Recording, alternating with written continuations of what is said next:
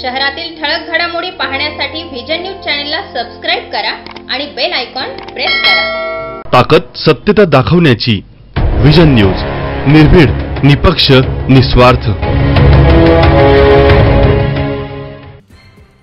Ambad police ठाण्यात police निरीक्षक अशोक नजन यांनी आज पोलीस ठाण्यात स्वतःच्या डोक्यात गोळी झाडून आत्महत्या केल्याची धक्कादायक घटना घडली। नजन हे काल रात्री शिवजयंतीचा बंदोबस्त करून उशिरा घरी पोहोचले। आज सकाळी नेहमीप्रमाणे 9:30 वाजेच्या सुमारास ते पोलीस ठाण्यात आले। त्यांच्या केबिनमध्ये त्यांनी स्वतःच्या सर्व्हिस रिव्हॉल्व्हरमधून डोक्यात गोळी झाडून घेत आत्महत्या केली। हजेरी मास्टर आज त्यांच्या केबिनमध्ये गेले असता ही घटना त्यांना समजली। या घटनेनं पोलीस वर्तुळात खळबळ उडाली। आत्महत्येचं कारण अजूनही समजू शकलं नाहीये। अंबड पोलीस स्टेशनमध्ये कार्यरत असलेले पोलीस निरीक्षक अशोक नजन यांनी स्वतःच्या सर्व्हिस रिव्हॉल्व्हरमधून फायर करून सुसाईड केलेला आहे। सकाळी साधारण 9:15 वाजेच्या दरम्यान ते पोलीस स्टेशनला हजर झाले होते। त्यानंतर ते आपल्या केबिनमध्ये बसले आणि बाहेर कर्मचाऱ्यांची हजेरी चालू होती।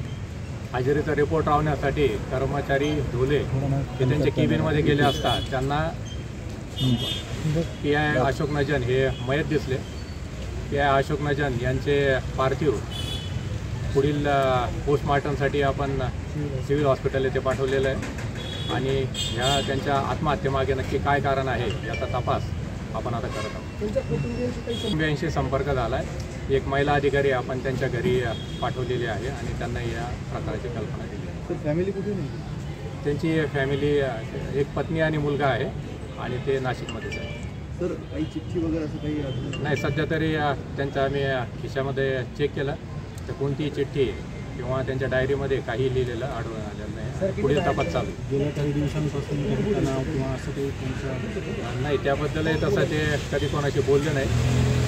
आमच्याशी कोणाशी अशा तणावाबद्दल बोलले नाही। इव्हन काल शिवजयंतीचा बंदोबस्त चालू होता तर रात्री 11, 11:30पर्यंत ते बंदोबस्त कामी आमच्याबरोबरच होते। तेव्हा सुद्धा अतिशय त्यांनी कर्तव्य पार पाडले। किती राऊंड फायर केलं?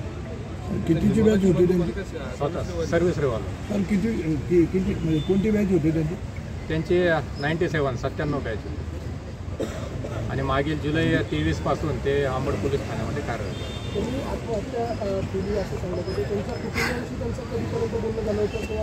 सगळ्या तपासाच्या बाबी आहेत, त्या तपास त्याचा होईल।